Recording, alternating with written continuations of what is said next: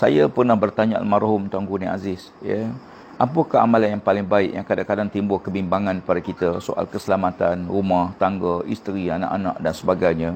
Ya, memang kita akui banyak doa-doa yang maksur dan banyak ulama-ulama, para asatizah kita yang telah pun menjelaskan amal-amalan yang sangat baik. Ya, cuma bagi saya, kalau boleh kita buat sesuatu amalan yang kita dah tahu dan kita boleh beramal dengannya. Dan saya ingin refer kepada apa yang pernah saya tanya pada almarhum Tuanku Ni Aziz. Dia kata, amalkan ayat kursi. Beliau sering kali menyebut amalkan ayat kursi, baca ayat kursi. Dia kata bila kita baca ayat kursi, bila sampai pada ayat wala yauduhu hifzuhuma, maka niat di situ. Minta Allah lindung kita, lindung keluarga kita, sahabat-sahabat kita, negeri kita, negara kita seluruhnya dan dunia seluruhnya. Wala yauduhu hifzuhuma wa huwal aliyyul azim. Ya. Kalau Allah Ta'ala boleh jaga langit bumi, ya, dalam genggaman Allah, ya, langit di bawah genggaman Allah, bumi dalam genggaman Allah, apa yang ada antara langit dan bumi dalam genggaman Allah Ta'ala, maka semua sekali mesti bergantung kepada Allah Subhanahu Wa Ta'ala. Ya, maka kan itu kita merayu kepada Allah, kita mohon kepada Allah. Bukan bermakna tidak perlu menjaga perkara-perkara lain. Perkara lain kena jaga, sanitizer tangan, ya, sentiasa kita kena basuh, cucikan, bersihkan tangan, ya, pakai topi muka di tempat-tempat yang kita rasa ada suasana yang membimbangkan kita, ya, dan menjarakkan kedudukan. Itu di antara kaedah-kaedah yang telah digariskan oleh pihak Kementerian Kesihatan. Maka kita akui. Yang keduanya, di antara doa yang bagus kita baca, ayat kita yang perlu kita baca ialah Bismillahillazi la yadurru ma'asmihi syai'un fil ardi wala fis sama' was samiul alim.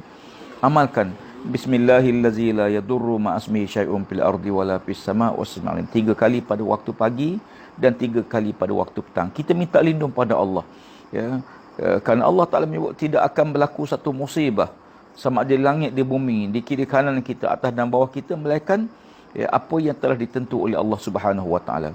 Dan sesuatu tidak akan mudarat kepada Allah. Bahkan Nabi sebut kalau kita pergi satu-satu tempat, ya, dan siapa yang membaca 3 kali di tempat yang dia baru sampai, nasib Allah Ta'ala mengelakkan daripada mudarat selagi mana dia berada di tempat tersebut. Ini ikhtiar.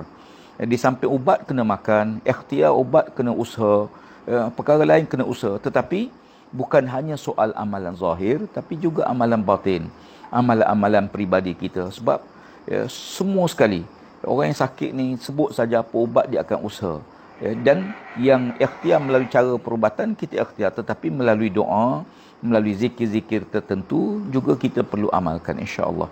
Ya, yang ketiga, perkara yang ketiga yang boleh kita baca doa, minta doa pada Allah Taala ialah, ya, merayu pada Allah Taala, kerana Allah Taala sebaik-baik pemelihara. Fallahu khairun hafiza wa huwa arhamur rahimin.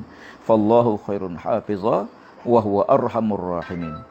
Allah lah sebaik-baik pemelihara, Allah lah sebaik-baik penjaga. Maka kita minta lindung, minta penjagaan Allah. Ya, manusia tak mampu, kita nak kawal, ya, setiap saat, setiap minit, kita akui kita tidak mampu. Maka kita mohon pada Allah Taala, kerana Allah lah sebaik-baik pemelihara, Allah lah sebaik-baik penjaga. Dan yang terakhir yang saya ingin sebut ialah, ya, supaya, ya, kita mengamalkan satu zikir yang Nabi SAW pesan banyak kali dalam banyak hadis Nabi SAW. La hawla wa la quwwata illa billahil aliyyil azim. La hawla wa la quwwata illa billahil aliyyil azim. La hawla wa la quwwata illa billahil aliyyil azim. Bahkan Nabi suruh supaya kita membanyakkan zikir tersebut, ya. Jadi zikir ni amalan yang boleh kita buat pada bila masa, sebab saya yakin semua kita, ya, setelah pun tahu zikir ini dan tinggal kita yang beramal dengan zikir tersebut. Dan minta maaf, ada satu perkara lagi yang saya tertinggal, ialah 3 ayat terakhir daripada surah Baqarah. Ya, 3 ayat terakhir daripada surah Baqarah ialah sebahagian di antara amal-amal yang baik. Lillahi ma fis, ayat sebut ialah lillahi ma fis samawati wa fil ard wa in tubdu ma fi anfusikum aw tukhfuhu yuhasibkum bihillah fayaghfiru liman yasha wa yu'azzibu man yasha wallahu ala kulli syai'in qadir. Amana ar-rasulu bima unzila ilaihi min rabbih wal mu'minun kullun amana billahi wa malaikatihi wa kutubihi wa rusulihi la nufarriqu baina ahadin min rusulihi wa qalu sami'na wa ata'na ghufranaka rabbana wa ilaikal masir la yukallifullahu nafsan illa wus'aha laha ma kasabat wa 'alaiha maktasabat rabbana la tu'akhizna in nasina aw akhtana rabbana wa la tahmil 'alaina isran kama hamaltahu 'alal ladzina min qablina rabbana wa la tuhammilna ma la taqata lana bih wa'fu 'anna waghfir lana warhamna anta maulana fansurna 'alal qaumil kafirin. Mudah-mudahan kita dapat beramal dengan surah-surah yang biasa kita tahu dan biasa kita amal, dan juga ambillah nasihat-nasihat daripada para alim ulama yang lain yang mengajar kita pelbagai doa yang saya fikir sangat baik untuk amal kita baca bersama. Para penonton dirahmati Allah sekalian, doakan sama, jangan tinggal dalam setiap kali kita doa, doakan untuk anak-anak kita, bukan doa untuk anak kita saja, bahkan sahabat-sahabat kita, jiran tetangga kita, seluruh umat Islam, seluruh masyarakat, seluruh warga negara kita, dan bahkan doa supaya Allah Ta'ala mengangkat semula wabak ini, supaya dunia hidup kita kembali kepada keadaan yang asal.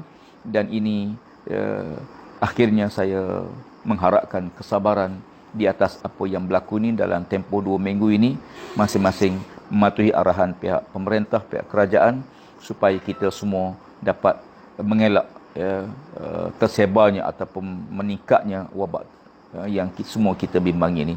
Semoga Allah lindung kita bersama, semoga Allah merahmati kita bersama, dan semoga Allah Ta'ala sentiasa melihara kita, diri kita, keluarga, anak-anak, sahabat-sahabat, jiran tetangga kita, seluruh rakyat negara ini, insya-Allah.